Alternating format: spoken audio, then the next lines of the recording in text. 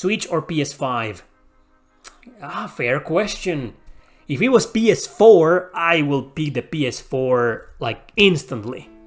Switch though versus PS5, that's an interesting question because, well, let's face it, the Switch has been out there for almost 7 years, and whereas the PS5 it's only 3 years old. Plus, the PS5 doesn't have as many JRPGs as the Switch, or games in general, right? But then again, quality over quantity. Still, I think there's a lot of amazing games on the Switch than on the PS5. So, I've always been a PlayStation guy. I should pick the PS5, but I think I need more time with it too. I've only owned the PS5 for like 2 months. So, in the Switch, I've owned it for like almost 7 years, 6 years and a half at least. So, it's weird and unusual, but I'm gonna have to go with the Switch. And plus, you know, almost every single JRPG on PS5, I played it on PS4 or the Switch. So, personally speaking, I think I'm gonna pick the Switch. I like the Switch way more, but only because of the things that I just said. If we are about to take a look at the hardware and see this as a more objective competition, probably the PS5 is the better console, but the PS5 isn't portable. The Switch is, but the PS5 looks absolutely beautiful, and all of its games are on either 1080p or 4K, whereas the Switch is stuck in 720p for like 20 years ago. Nah, like 10 years ago. I don't know, man. Me personally, I can't vouch for the PS5 that much because I've only owned it for like 2 months. And it's not as old as the Switch. That's my argument. So Switch is the winner here. But PS4 beats them both by a landslide. You can play all the PS4 games on PS5. Yeah, but the PS5 does have a few exclusives nowadays. No PS4 version, but you can play every single... But yeah, I guess... Okay, that's a good point, I'll give you that. The PS5 is retro compatible with PS4. Switch is just not. Okay, that's a good point for the PS5. You're right about that. But still, I'm sticking with the Switch. But ask me the same question in a year, and I'm pretty sure I'm gonna choose the PS5. If you were to participate in a Holy Grail war, like in the Fate series, as a master, and if given a choice, which servant will you summon, Saber? Well, she will probably hate me. She would be like, I can't believe you are playing video games and doing YouTube videos and playing the guitar. That's a waste of time. You should be training and getting stronger. And she will just fucking hate me, right? Damn. That's sad, man. Saber will hate me in real life. I mean Saber from Fate Stay Night, like Artorius. Not Nero Claudius, which is from Fate Extra, also Saber, right? But I don't know, I mean, she's my favorite character. What do you expect? I will summon her. Even if she fucking hates me, I will summon her. I will be like, fuck my, yeah, hate me, insult me, I don't care. I'm looking at you and it's a dream come true. Right? Maybe I should summon Ryder for the fan service. You know what? Maybe I could summon Caster from the original anime series. Caster was one of my favorite characters too. She's beautiful and she's kind of conniving. She will probably only manipulate me into doing something evil. But her bond with her master... I don't want to spoil the anime, but that moment... Oh man. Thank you, Nemo Propaganda. Every time I think of Star Ocean, I kind of think of you nowadays. I'm like, this guy is one of the biggest Star Ocean nerds I know. Loved your Star Ocean 2 review. I'm 6 hours in, I love it. I know for a fact you're gonna break the game like I did. And then you're gonna show up here in a week or two and you're gonna say, oh, you know what, it was very easy and I ditched it. I know that's what you're gonna do, man. Which PlayStation had the best JRPGs? PlayStation 2, of course. What kind of question is that, man? Did you honestly believe I was gonna answer the Nintendo 64, the TurboGrafx 16, the Master System, the PS2, man? Well, my PS2 is the favorite, and I have a video about that called Top 10 Best Consoles for JRPGs. Check it out. Interesting video for the East series. Did you think Adol holding back his power or getting weak each new... What? Are you trying to ask if Adol is getting weak on each adventure? I don't think so. He was pretty much broken and overpowered on East 9. Sure, he got some special powers, but still.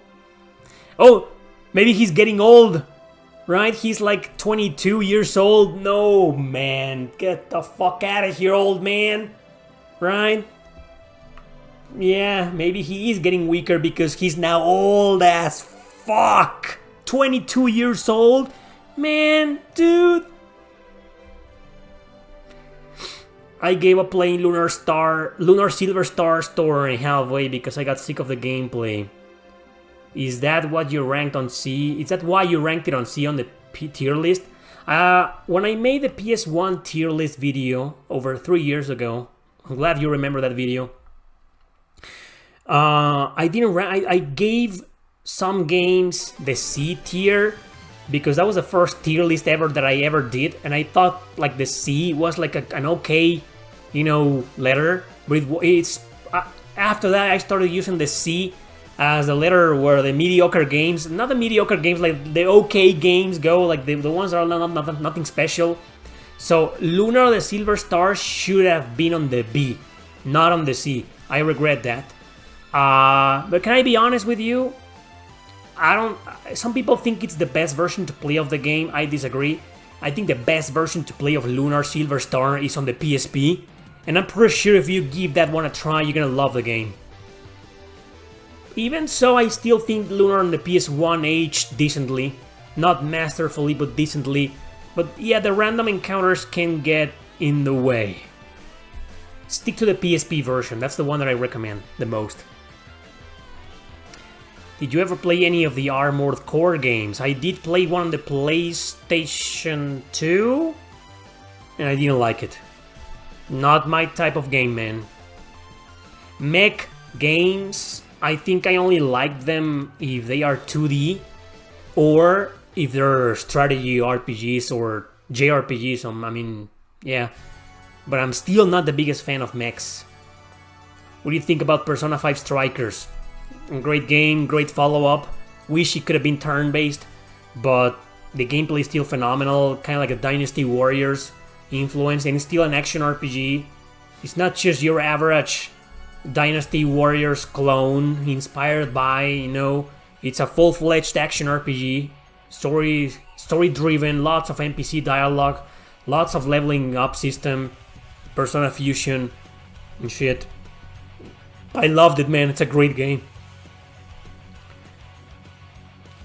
In East 12, Grandpa Adol will be 25. That's a guarantee, man. Unless East 12 takes place like before another game that was before. East 10 is apparently the third in the series. Huh. Yeah, I think I read that East 10 is, chronologically speaking, the third game in the series. Like, it takes place before East 3, I think. So Adol's gonna be young as fuck in there. I didn't hate Mugen Souls. I just didn't think it was great. I thought it was pretty mediocre. Lots of frame rate issues. The performance of that game during battle is not great. And it was just very generic, man. It had a good, funny sense of humor. But no, I just couldn't get into it. I don't think it's a bad game. I didn't hate it. I just thought it was mediocre. Ever played Shin Megami Tensei Dual Survivor series? Okay, Horacio. I think you mean Devil Survivor. And if you're asking me that, it's because you're new to this channel. I'm a fucking die-hard fan of those games, man. My favorite 3DS games, pretty much. And also Nintendo DS. Up there with Radiant Historia. Is it hard to collect rare games in countries like mine, El Salvador? It is hard. It is hard here in Mexico too. It is more expensive than the average game market in North America. It's the same here. Mexico is part of North America, and it's still hard to collect rare games. Because you don't see them often, if they're rare in the US, they're even rarer here in Mexico and in the rest of Latin America. And honestly, they're more expensive here than over there. Most of them. The good thing about Latin America is that, well, back in the day it used to be the case, not anymore, because even the old lady in the flea market knows what she's selling to you. She didn't 10 years ago. And like fucking assholes, we took advantage of people like that. She was like selling Shadow Hearts on the PS2 for like $10, and I was like, would you take 8? What an asshole, man. I mean, $10 was already a steal, and there I was saying, will you take 8? I did that with Hunting Ground. When I got my copy of Hunting Ground on the PS2, it wasn't as expensive as it is today. Back then, this was a game that went for like $40. $40. Yeah, there was a time when that fucking Holy Grail was $40 US. Okay, and I walked into this store, and the guy just didn't know the game. The guy was like, oh, that game is like Silent Hills. I was like, it's Silent Hill. Singular, not plural. Or he was like, no. The hills silent. The Silent Hills. It's like that. Sure, how much do you want for it? And it was like $10. And I was like, would you take 8? Sure. And I got it for $8. And then I sold it for like $40. And then I got it back again at Blockbuster for less than that. I think I paid like $6 for it. And when I got it the second time, the game was already on the $100 range. So I got it for $6. Complete in box, mint condition. It's there, sitting there in my collection. I'm proud of it. But going back to your question, you can't do that anymore. Every single human being on the planet that sells video games, they already know the price of everything. So you walk in there and you see a copy of Vanguard Bandits on the PS1 and you're like, oh, this guy looks like he's 70 years old. He probably doesn't know. How much do you want for... hey, can I see that game? Oh, sure, here you go. I don't know this game, man. Is it good? Yeah, it's good. It's good, son. Well, how much do you want for it? $350, son.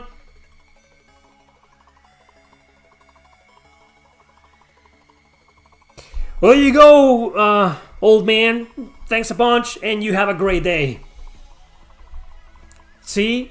Even in Latin America, that's happening already. You go to wherever you want, and... But I still believe that you can get a little bit luckier here in Latin America, Mexico, whatever, over the US or Canada or Europe. I still think you may find with luck people like that who don't know what they have and may sell you a copy of Rule of Rose on the PS2 for $10. But chances are nobody's gonna have that game. It's pretty difficult nowadays, even here in Mexico, to find rare JRPGs or rare games or Holy Grails for any price. It's everywhere now that those that were clueless about valuable games know now, thanks to the internet. There you go. Here in Sweden, games are super rare and expensive. Yeah, I didn't mean the entirety of Europe. Some countries in there are still like, yeah. In Sweden, I'm pretty sure it's pretty hard to find video games, rare games. I mean, there used to be so many PS2 stores with clueless store owners selling games cheaply, but now that's over. Yeah, I remember here in Plaza del Sol in Guadalajara, there used to be a PlayStation store on the second floor, and I got a few games there because they just didn't care for the price. They were like, yeah, sealed, complete in box sealed for like $10. Yeah, sure. The pandemic fucked up the game market price. It definitely, most certainly did. Unfortunately. Cesar is going to hit 100k subscribers soon, no problem. Hopefully, yeah. Thanks, Joshua. Hopefully. One day, one of these days. I don't think I'll get there this year. Eric, do you ever go to other countries in South America for holidays? No, I've never gone to any country in Latin America. South America, Central America, no. I've never been to the US. I've only been in Canada, England, and Germany. And that's it. Rule of Rose is like 500 euros online. That's just fucked up, man. Sometimes in the US, they are just lazy and games sleep on their radars. Yeah, I mean, still happening. But I think there's more market ignorance in Latin America than in the US. That was my point. But yeah, I'm pretty sure that even if you might get lucky in a few Goodwill stores or thrift stores. You know, if you go and maybe you'll find... I remember when I was in Canada, COVID had already hit and prices went crazy. And I remember seeing Dark Alliance on the GameCube, which back then was like a $40, $50 game. The GameCube version, not the PS2 version, the GameCube version. And it was like $1, $1 Canadian dollar sitting there. And I didn't get it because I was like, man, I'm not really a fan of these games, so no. And I left. And I regretted that, and I came back later that day, and it was gone. Of course it was gone. I was like, fuck. I mean, yeah, I still think people can get... Sorry, I still think people can find some sweet deals nowadays. If they stick to it. But it's rare. It's nowhere near as easy as it was 10 years ago. I'm a game collector at heart. The future physical media looks quite grim. It sucks that the industry is moving towards that direction. Anyways, have you ever been to Japan? No, I've never been to Japan. I'd love to go there one day, but it's so expensive for Mexicans to go there. And the future of physical media looks grim. It does, but I still think we're ways ahead of that. I mean, video game collecting is still huge nowadays. Maybe not as huge as a few years ago before COVID-19, but it's still huge. And all companies are still printing a shit ton of their games. Maybe some AAAs have started to not getting a physical release like Alan Wake 2. But yeah, we're gonna start seeing an all digital market. That's a fact. It's gonna happen. But I still think we're like a few years away from that, like maybe 5-10 years away from that. There are still some PS2 game stores here in Iraq. But what do you mean? I mean, is the entire store dedicated to just the PlayStations 2? I mean, why do you say some PS2 game stores? Or do you mean some game stores or just PlayStation stores? I know there's a PlayStation store here in Mexico, but it's not a PlayStation 2 store. That's weird. Owning a store and only sell one console. Hey, welcome to the Game Boy Advance store. What kind of storylines do you prefer? A dark story with a twist or a light-hearted one with suspense? I'm a fan of both, but I like dark stories. I like dark stories far more than any other type of story out there. Wish I could make more videos about that, but YouTube doesn't like them. Or at least they don't like it when I do them, or how I do those videos. They demonetize them. If you have the opportunity to work for an RPG developer company, which would it be and why? Okay, so as much as I love Squaresoft, what doesn't exist anymore? Definitely not Square Enix.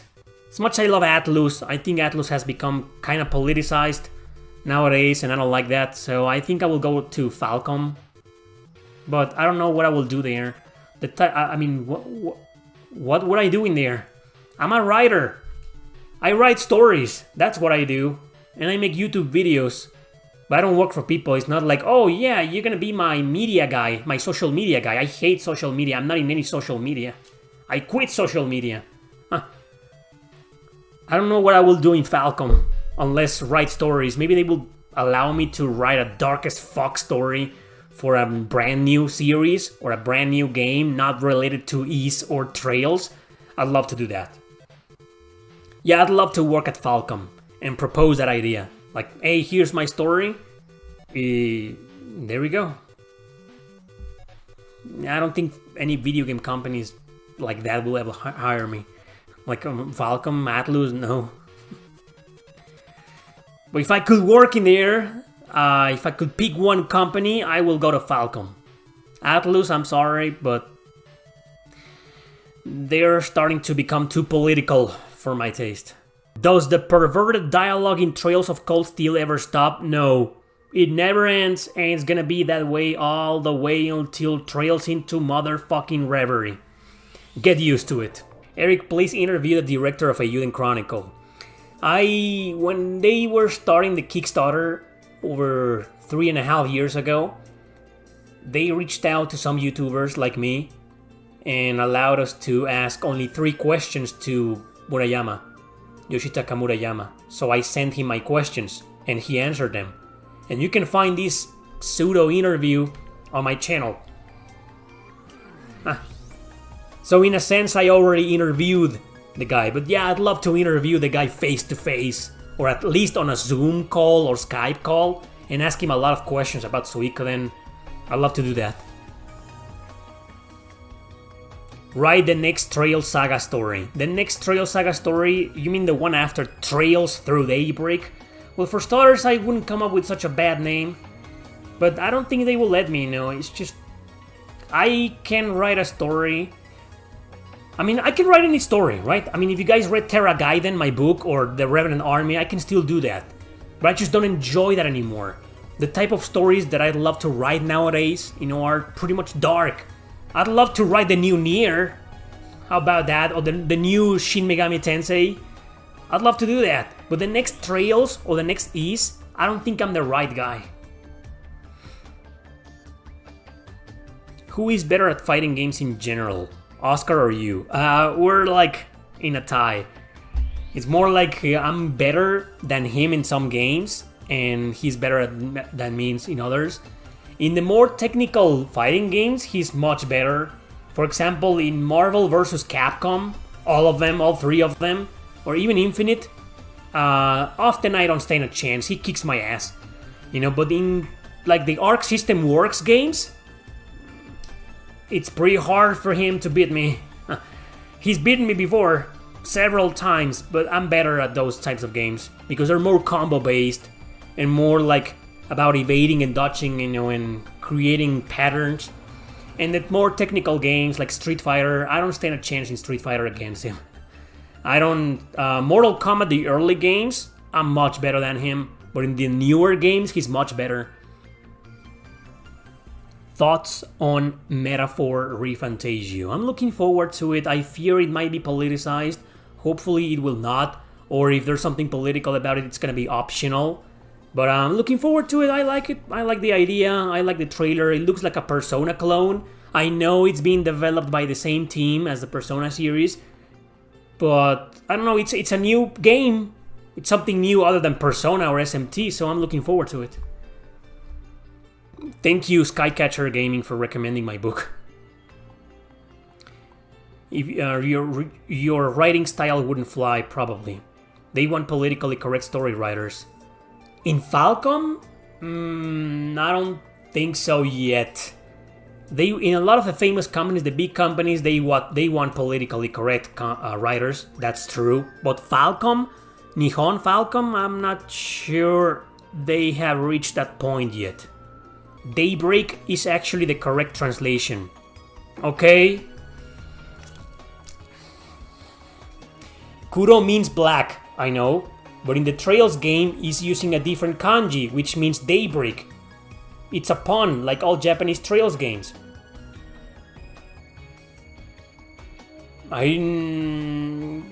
Show me some evidence, man. Using a different kanji that means daybreak.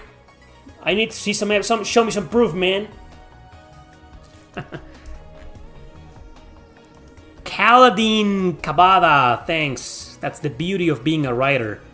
Your unfiltered words, thoughts, and ideas have no boundaries, especially self-published authors. Thank you very much, that is the truth.